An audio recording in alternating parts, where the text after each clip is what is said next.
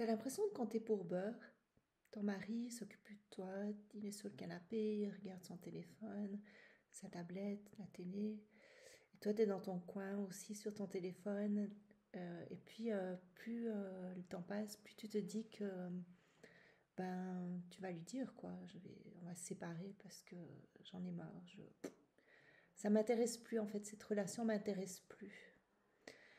Eh bien, je vais te lire un texte. Si c'était dans ce cas-là, je t'invite de rester jusqu'au bout. Ça dure quelques minutes. Parce que peut-être que ce texte va t'éviter une séparation ou un divorce. On y va? Un soir, tranquille, alors que le soleil disparaissait à l'horizon, je me suis retrouvée assise en face de mon mari à la table du dîner. L'air était chargé de mots non dits. J'ai pris une profonde inspiration, tendu la main vers la sienne, puis hésité avant de finalement dire « Nous devons parler ». Il m'a regardé, ses yeux mêlant curiosité et appréhension. « Je pense que nous devrions nous séparer », ai-je dit doucement, la voix tremblante. Son visage s'est figé, mais il n'a pas réagi avec colère. Il a simplement demandé à voix basse « Pourquoi ?» J'avais du mal à expliquer. La vérité, c'est que je me sentais déconnectée, invisible, incomprise. Mais les mots ne sortaient pas comme il fallait. Il restait silencieux, son expression oscillant entre confusion et douleur. Ce soir-là, nous avons à peine échangé un mot. Il s'est réfugié sur le canapé, tandis que je restais dans notre chambre, fixant le plafond, me demandant comment nous en étions arrivés là. Le lendemain matin, je lui ai tendu un brouillon de notre accord de séparation. Je lui offrais la maison, la voiture et une part équitable de nos économies. Il y a jeté un coup d'œil avant de le repousser. « Je ne veux rien de tout ça », a-t-il dit la voix brisée. « Je veux juste comprendre ce qui s'est passé. » Je n'avais pas de réponse claire à lui donner. Mon cœur avait dérivé, non pas vers une autre personne, mais vers un sentiment de solitude et de ressentiment. J'éprouvais de la culpabilité, mais j'étais déterminée à avancer. Lorsqu'il a fini par craquer, j'ai ressenti un étrange soulagement, comme si ma décision était enfin validée. Le lendemain soir, en rentrant tard, je l'ai trouvé assis à la table de la cuisine écrivant quelque chose. Je l'ai ignoré et suis allée directement me coucher, épuisée par cette tempête émotionnelle. Le matin suivant, il m'a tendu une feuille de papier. Ce n'était pas une contre-proposition à notre accord de séparation, mais une demande. Il me demandait un mois avant que nous ne rendions quoi que ce soit officiel. Sa raison était simple. Notre fille avait un grand spectacle de danse à venir, et il ne voulait pas perturber sa concentration avec la nouvelle de notre séparation. J'ai accepté sans vraiment comprendre pourquoi c'était si important pour lui. Il m'a aussi demandé de l'accompagner chaque soir après le dîner pour une promenade, comme nous le faisions au début de notre mariage.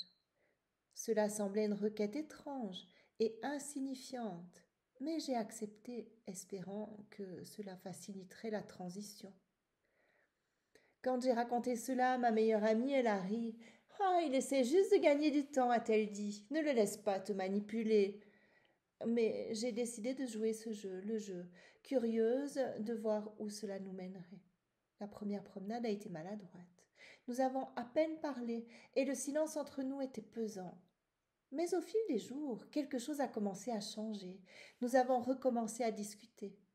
Pas de la séparation, mais de petites choses, la météo, le spectacle de notre fille, le livre qu'il lisait.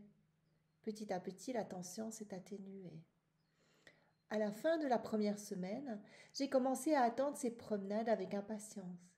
J'ai remarqué des détails que je n'avais plus vus depuis des années. Son sourire lorsqu'il parlait de son livre préféré, sa manière de toujours me tenir la porte, le fait qu'il se souvenait encore des petites choses qui me rendaient heureuse. Un soir, alors que nous marchions, il a pris ma main. J'ai hésité, mais je ne l'ai pas retirée. C'était familier, réconfortant. Ça m'a manqué, a-t-il murmuré. Je n'ai rien répondu. Mais au fond de moi, je savais que cela m'avait manqué aussi. Au fil des mois, au fil du mois, ces promenades sont devenues un rituel. Nous avons ri, parlé, et pour la première fois depuis longtemps, je me suis sentie vue. J'ai réalisé que la distance entre nous n'était pas due à un manque d'amour, mais à un manque d'attention. Nous avions cessé d'apprécier les petites choses qui nous avaient unis. Le dernier jour du mois, nous avons marché en silence. Arrivé devant notre porte, il s'est tourné vers moi et a dit « Je ne veux plus nous séparer ». Sa voix était posée, mais ses yeux trahissaient sa vulnérabilité. Je l'ai regardé, le cœur battant. Pourquoi maintenant ? Parce que j'ai compris que je t'ai prise pour acquise, a-t-il répondu, et je ne veux pas te perdre pour quelque chose que j'aurais pu réparer. Les larmes me sont montées aux yeux en réalisant que j'étais coupable du même tort.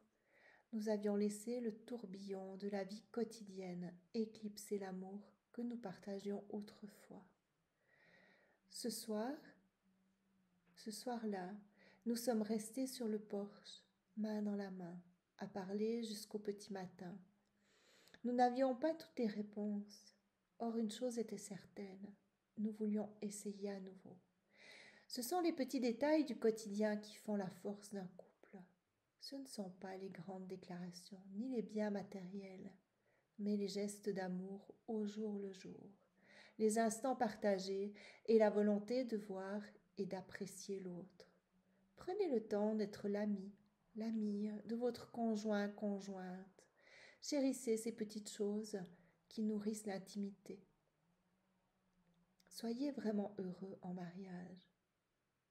Si vous ne partagez pas ce texte, il ne vous arrivera rien. Mais si vous le faites, vous pourriez bien sauver un mariage. Beaucoup d'échecs dans la vie sont dus au fait que les gens ne réalisent pas à quel point ils étaient proches du succès avant d'abandonner.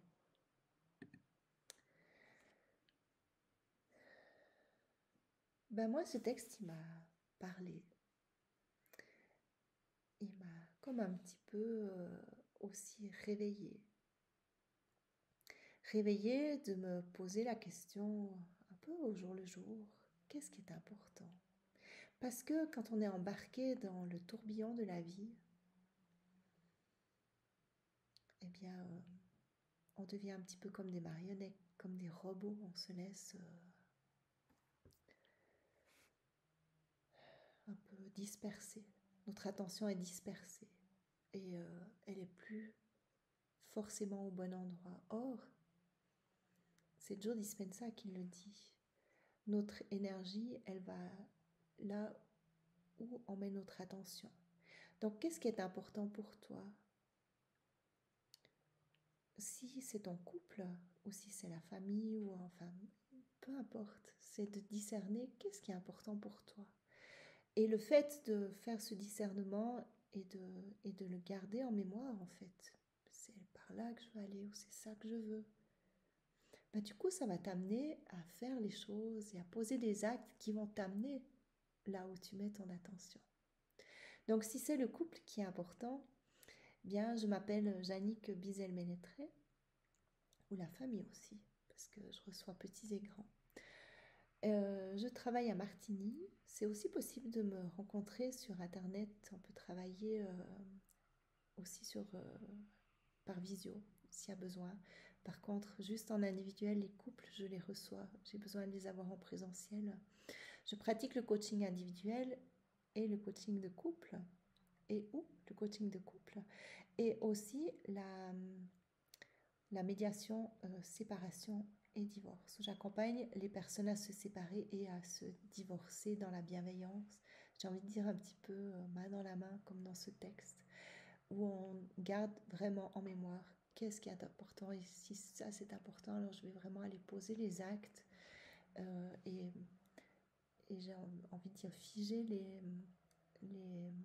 les décisions dans la convention de séparation, de divorce, pour que ce chemin soit respecté aussi par la suite.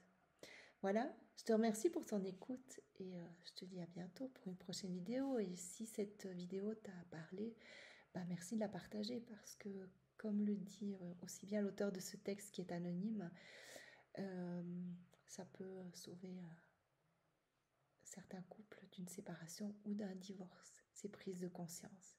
À bientôt.